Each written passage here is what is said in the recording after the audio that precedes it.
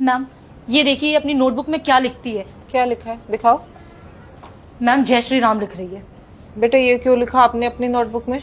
Ma'am मेरे पापा ने कहा है कि कोई भी अच्छा काम करने से पहले हमें जय श्री राम बोलना चाहिए, इसलिए मैंने लिखा। हाँ, लेकिन आप स्कूल नोटबुक में ये नहीं लिख सकते ना, यहाँ और भी बच्चे पढ़ते हैं, उन पर अच्छा असर नहीं जाएगा, ठीक है? मैम इसकी वजह से सारे बच्चों ने जय श्री राम लिखना स्टार्ट कर दिया है।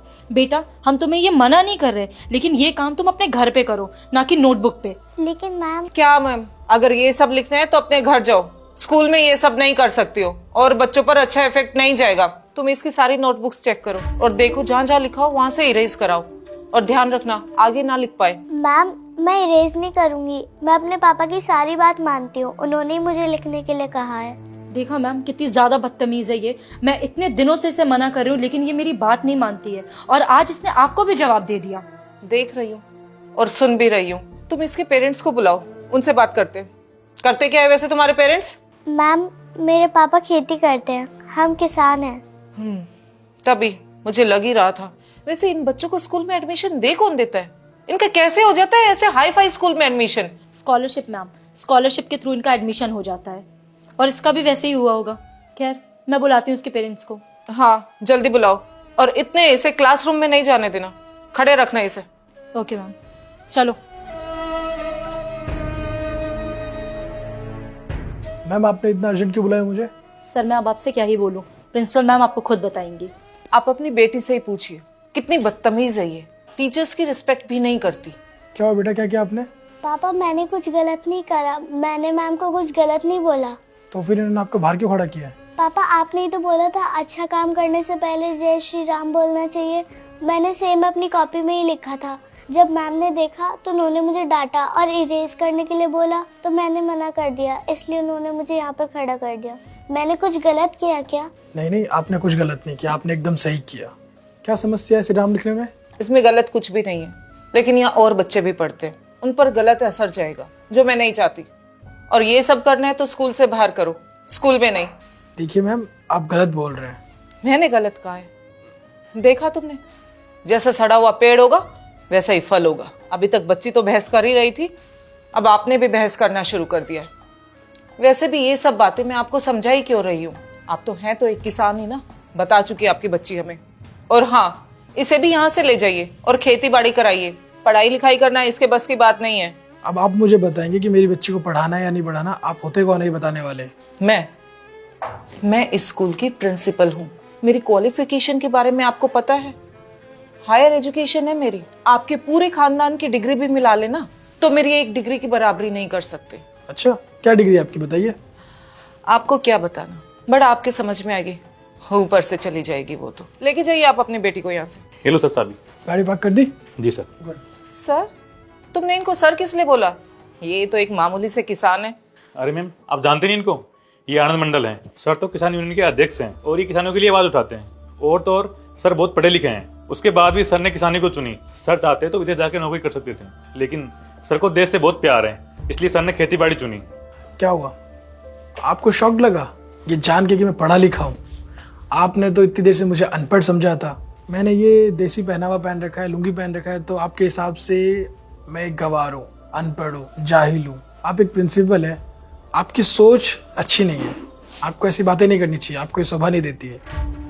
आपको बच्चों को अच्छे संस्कार देने चाहिए, अच्छी शिक्षा देनी चाहिए, उनको आगे बढ़ने के लिए प्रेरित करना चाहिए। लेकिन आप क्या कर रहे हैं बच्चों के साथ? उनको नीचा दिखा रहे हैं। अगर इसने जय श्री राम लिख दिया उसमें गलत क्या है?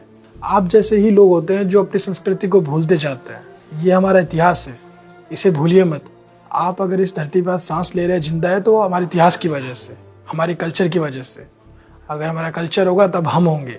और आपने क्या कहा था कि मैं अपनी बच्ची को किसानी करवाऊँ, खेती करवाऊँ, पढ़ाई लिखाई ना करवाऊँ? क्यों? आपके बच्चों का हक है पढ़ने लिखने का, मेरी बच्ची का हक नहीं है? बताइए। हर वो शख्स पढ़ सकता है जो चाहता है पढ़ना लिखना, आपका ये अधिकार नहीं है उसको रोकने का। और वैसे भी आप मुझे क्या सिखाएंगे, आपकी तो सोच ही गिरी हुई है। किसानी पता है कितनी मेहनत से की जाती है? आप जो खाना खाते हैं, आपके प्लेट में जो खाना होता है उसको महीनों लग जाते हैं आप तक पहुंचने में, लेकिन आपको 2 मिनट लगते हैं किसी भी किसान को नीचा दिखाने के लिए। खैर मैं किससे बहस कर रहा हूँ? आप जैसे लोग होते हैं जो अपने ही देश में रह के अपने ही कल्चर को भूल जाते हैं। हम अपने कल्चर के बारे में अगर किसी को बताते हैं तो उनको लगता है कि हम अपने धर्म को प्रमोट कर रहे हैं, लेकिन ऐसा नहीं है। हम क्या है, हमारे धर्म की वजह से, हमारे कल्चर की वजह से। लेकिन आप ये बात भूल चुके हैं आज के इस मॉडर्न कल्चर की वजह से। आप अपने आप को पढ़े लिखे बोलते हैं, आप पढ़े लिखे नहीं हैं, आप अनपढ़ हैं, आप अनएजुकेटेड है। क्योंकि अगर आप पढ़े लिखे होते तो आपको सही गलत में फ़र्क पता होता, लेकिन आपको फ़र्क ही नहीं पता। बताइए अब आप चुप क्यों हैं?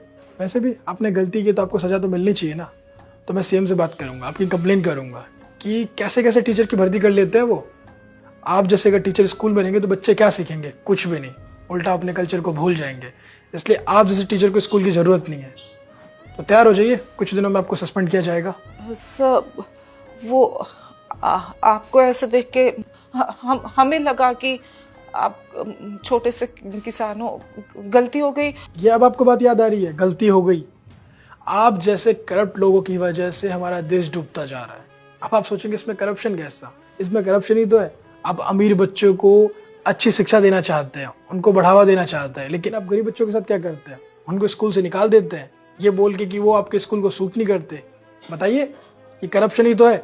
आप जैसे टीचर्स की वजह से अच्छे बच्चे आगे नहीं बढ़ पाते हैं, उनको अच्छी एजुकेशन नहीं मिल पाती है। नहीं सर, करप्ट वाली बात नहीं है। बस कीजिए, आप अकेले सस्पेंड नहीं होने वाले, आपका पूरा स्टाफ सस्पेंड होगा, क्योंकि सब मिली भगत है आप लोगों की। इनको मेरे सामने से ले जाओ। नहीं सर, सर प्लीज। मैंने कहा ना, चलो। चलिए। आपको पता है बहुत से ऐसे लोग होते हैं जो अपने ही देश में रह के अपने संस्कृति का, अपने इतिहास का मजाक बनाते हैं। तो प्लीज़ कभी भी आप ये मत भूलिए कि आपका इतिहास क्या है, आपकी संस्कृति क्या है। हमारा इतिहास हमेशा से ये रहा है, तो प्लीज़ कभी भी इसका मजाक ना बनाए, रिस्पेक्ट करें और सभी मिलजुल के रहें। नहीं तो बहुत सारे ऐसे लोग होते हैं जो अपने धर्म का, अपने संस्कृति का मजाक बनाते हैं। तो प्लीज़ मैं आप लोगों से रिक्वेस्ट करता हूँ, ऐसा ना करें, सभी के धर्म की रिस्पेक्ट करें और इस वीडियो को सभी फ्रेंड के साथ, फैमिली के साथ शेयर कीजिए, क्योंकि इसमें जो मैसेज है बहुत ही ज़्यादा इंपॉर्टेंट मैसेज है। तो जल्दी से शेयर कीजिए और कमेंट करके बताइए कि आप लोगों की वीडियो कैसी लगी। जल्दी से कमेंट कीजिए, हमारे यूट्यूब चैनल को सब्सक्राइब कीजिए, हमारे फेसबुक को फॉलो कीजिए। हमेशा से मुस्कुराते रहिए और संस्कृति की, इतिहास की रिस्पेक्ट कीजिए। हमेशा से मुस्कुराते रहिए, खुश रहिए। Thank you.